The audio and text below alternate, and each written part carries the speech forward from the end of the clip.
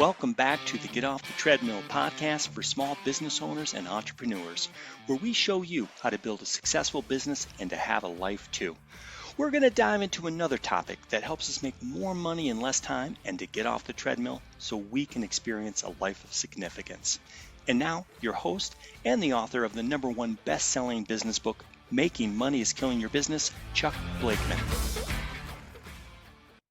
Hi, and welcome back. This is Chuck Blakeman, and today we're going to talk about an age-old problem in business development. Everybody wants to buy, but nobody wants to be sold. And we're going to talk about 4 principles that will help us solve that problem. So how do we flip this script? How do we get people to want to buy from us instead of us selling at them? Today I'll share those 4 principles, and I think these will help solve the problem. We're talking about one of the biggest hurdles in business development, how to get people to actually want to listen to you and be truly interested in what you have to offer. As the title says, the hurdle is nobody wants to be sold. I don't know anyone who wants to be aggressively pursued by a salesperson who wants to corner them, stab them with their business card, and be subjected to a 45-minute slide deck. So does anybody ever want to be sold anything? I know I don't. I actively dislike being followed around by the clipboard vultures in a furniture store or having people in a booth at a conference trying to convince me I need to stop and meet their need to be listened to.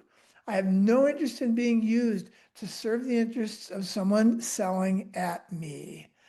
So while virtually nobody wants to be sold anything, the interesting flip side to that coin is that everybody wants to buy.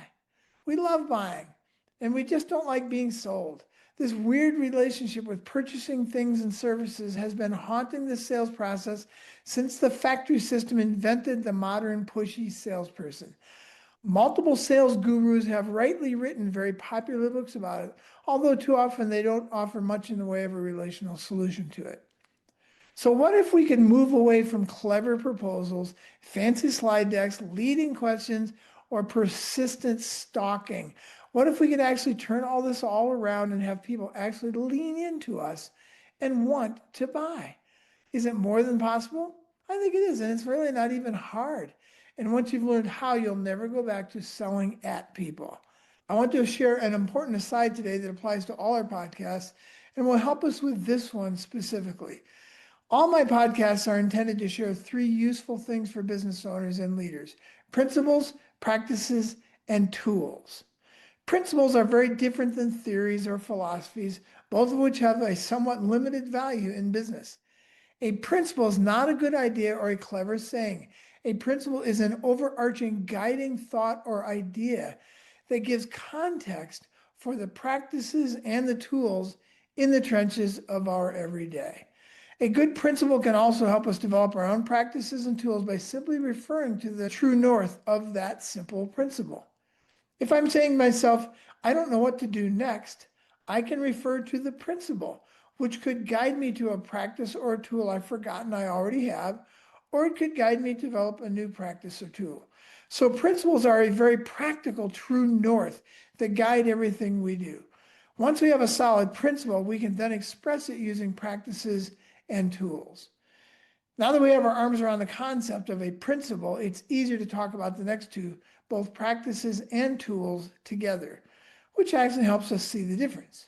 Practices are activities we can do to express a principle in the trenches, like block scheduling, texting, holding an event, showing up on social media, calling somebody, building a great process.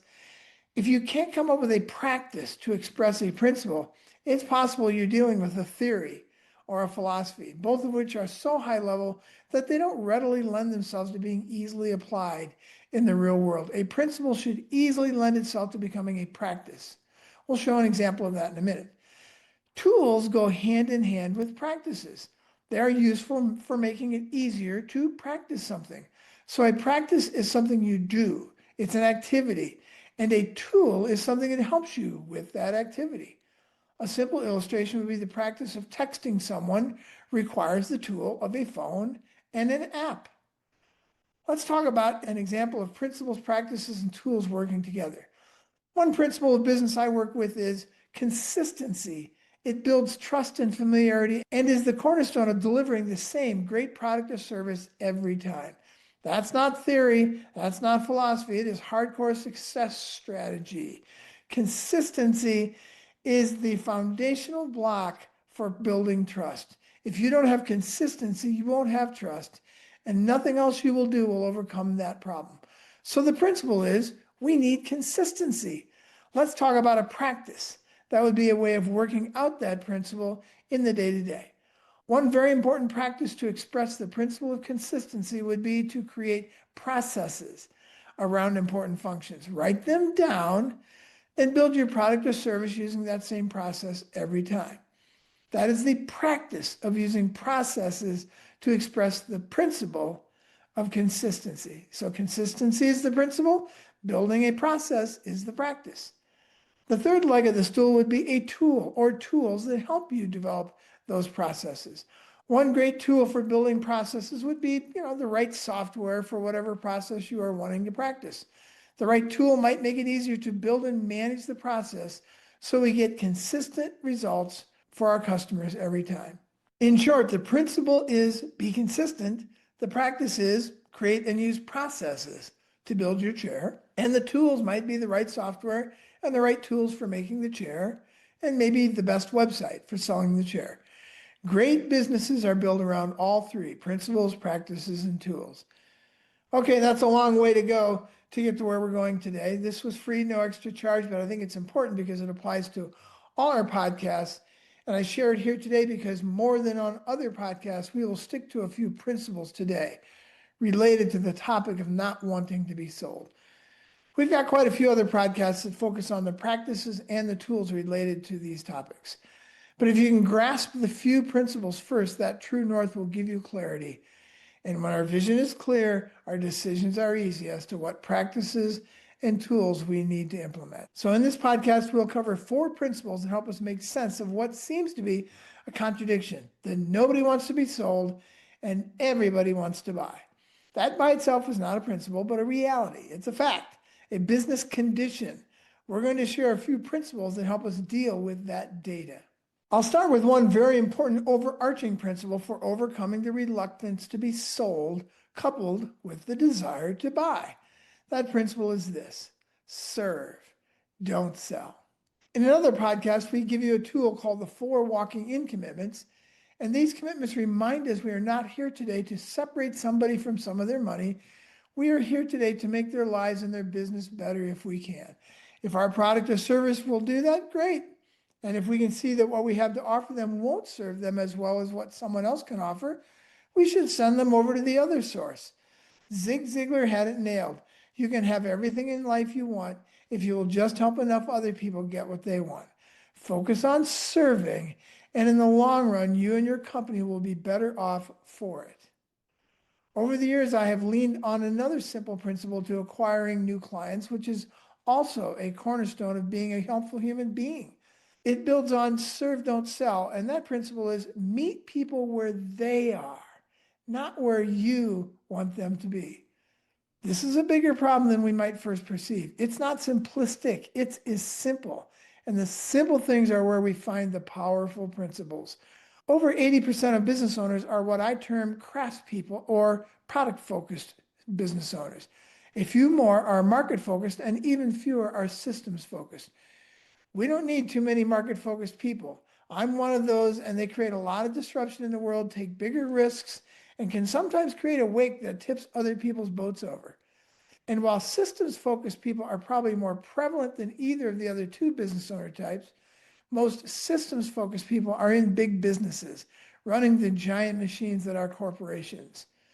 If you haven't taken our Apex profile to find out which one of these 3 is your primary, which is your secondary, and which one you have very little of, go to apexprofile.com and take 10 minutes to see which one you are right now. Like anything, your profile can change over time. It's not a character trait, but a way in which you are interacting with your business right now.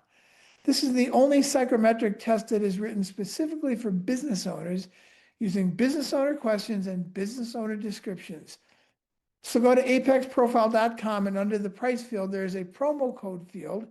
If you plug in C as in Charles, F as in Frank, B as in boy, CFB50 in that box, That will cut the price in half just for listening to this podcast. Have your leaders take it as well. It's a great way to show how valuable your differences are to create a great team.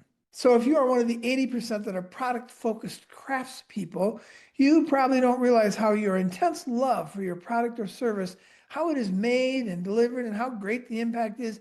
You probably don't realize that all of that actually gets in the way of people buying the product or service you're so in love with.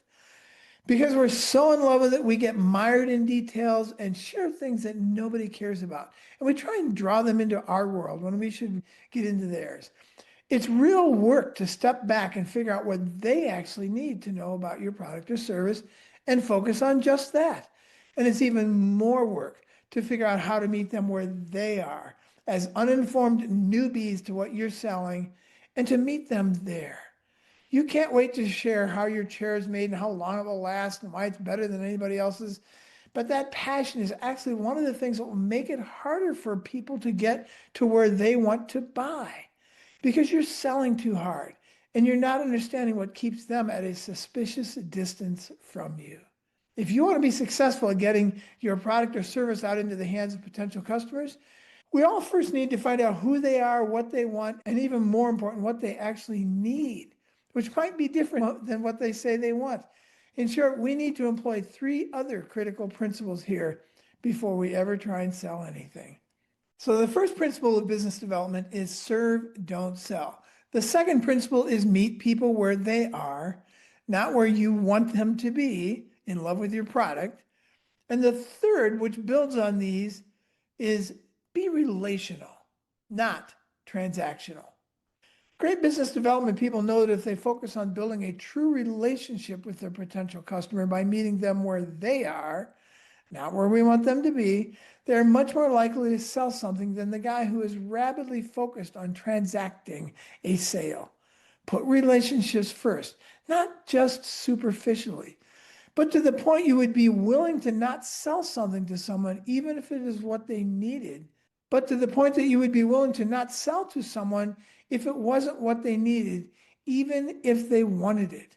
Are you willing to lose a sale to preserve a relationship? That's a great test of this principle. Do what is best for them as people, not for what is best for your pocketbook. If you focus on being transactional, people will smell that. We call it commission breath, and it's not going to end with a sale. The fourth principle of serving and meeting people where they are and being relational is one of Stephen Covey's 7 Habits of Highly Effective People from his book of the same name. That principle is seek first to understand, not to be understood. This is counterlogical to the idea that I have to get them to understand how great my product or service is, how pure my motives are, and how much they need what I'm offering. A lot of great research shows that people want to be understood first, and then they're much more likely to want to understand you and your product. They will mirror your approach. If you are transactional and trying hard to sell, they're going to be transactional and resist you. If you are relational, they are much more likely to see that and embrace that approach as well. So how do we get people to see that we understand them and are focused on their best interests? We have another podcast where I talk about the 4 buying questions, which are designed to get you out of a transactional mode and into a listening mode. And in another future podcast, I'm going to share the value of Tier 3 listening, which is the holy grail of business development. Tier 3 listening will be very disruptive to everything the industrial age taught you about how to sell something. These 2 practices, the 4 buying questions and Tier 3 listening, are great ways to live out the 4 principles we share today. But you can also come up with your own practices and tools around these 4 principles. Check out these podcasts for how to become world-class at understanding others so that they will want to understand you and your product.